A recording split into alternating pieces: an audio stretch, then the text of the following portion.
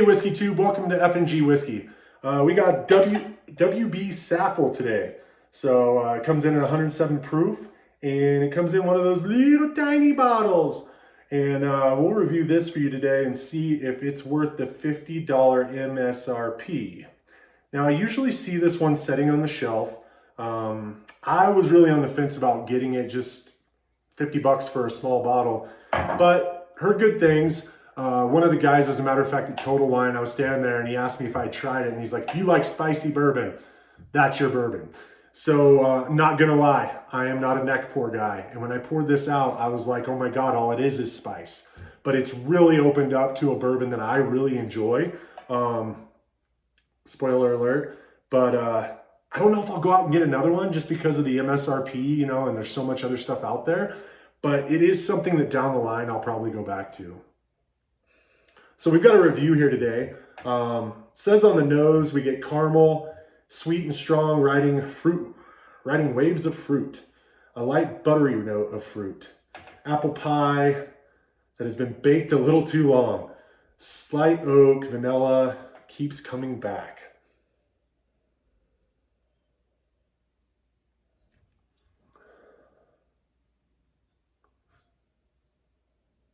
The nose doesn't jump out of the glass to me. I get some of the caramel. I could see some fruit in there. I definitely get some fruit. The waves of fruit maybe is a good way of describing it. To me, it's powered with fruit. I get a lot of apple. I'm not getting the baked apple pie so much. I get some vanilla. I'm telling you, to me, the apple is dominating the nose. Let's see, on the taste, right up front is mid-vanilla, immediately rolled over a caramel candy. Gorgeous mouthfeel here, a delicate amount of citrus, buttery caramel, dark amber maple syrup, mixed as it coats the palate. Does not drink its proof. Let's see.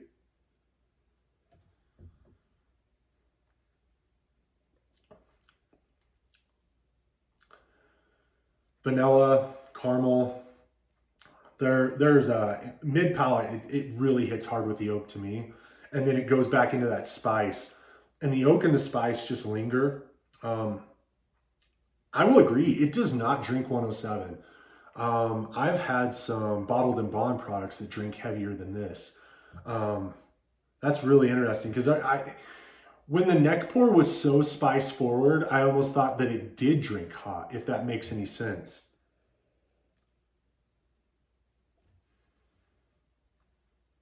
I think caramel candy is a good description of this. The second time in, I get a little bit of that citrus that they refer to. Vanilla. I get a little bit of the apple, but maybe that apple is that citrus that I'm getting. Because it's not as nearly heavy as you get on the nose. I mean, the nose, this thing tastes like it's going to be flat apple. At 107, so here we'll go to the finish. Hugs the palate, doesn't fall away. No way is this a hot bourbon. Smooth comes to mind. Very long, voluptuous finish that's still holding a sweet note that won't quit and go away. But what is that sweet note? A little bit of spice. Voluptuous. Doesn't really specify what the sweet note is. Let's see what I get.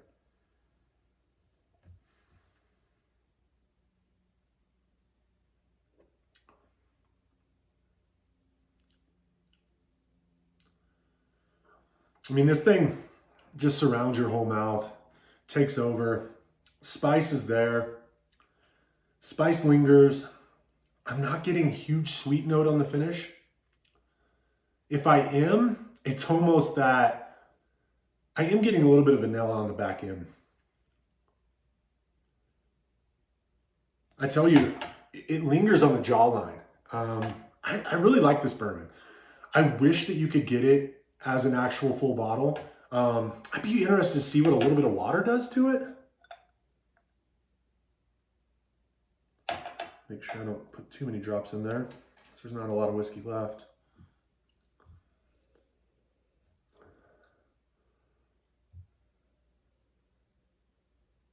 I get apple and graham cracker now after a little bit of water. Really seemed to change the nose a little bit. I mean, gosh, that apple is screaming through.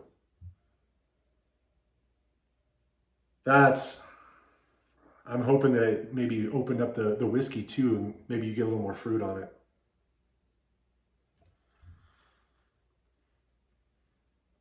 It's a great mouthfeel. It brought out a little bit more, almost like the age oak came through more after giving it a little bit of water. And there's more of a, almost like char finish now, versus you could get the oak on the end and a little bit of that vanilla sweetness, but now it's more charred, if that makes any sense. I don't know why it's bringing that oak note out.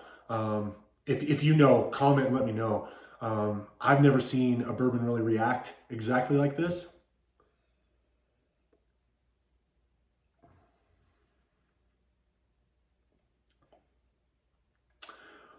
At $50, this is a recommended for me. It's definitely an experience. I know there's other stuff on the shelf for $50. You can get a full bottle that's probably in this same range. I just like this bottle. I think the spice content on the back end makes it very unique. It's a tasty bourbon. It really is. And I like Wild Turkey products quite a bit. Russell's Store Picks are like one of my, favorites. It's so crazy how different they vary. And this bottle is just really, really solid. If I got this as a Russell's Store Pick, I would not be disappointed. So is this a recommend? I think so. I think you should try it out. If you've been passing on it for a while and, there's something you just want to try that's new, this is definitely unique. If you like spice, if you like that, like I said, very, very candy apple forward nose, which is really a delight. So definitely a recommend for me. So again, with this channel, just trying to build a community, trying to build a sense of positivity in the world. So please don't hammer me in the comments too bad. I know I say a little too much, working on that. But yeah, like, comment, subscribe, and let's do this thing together.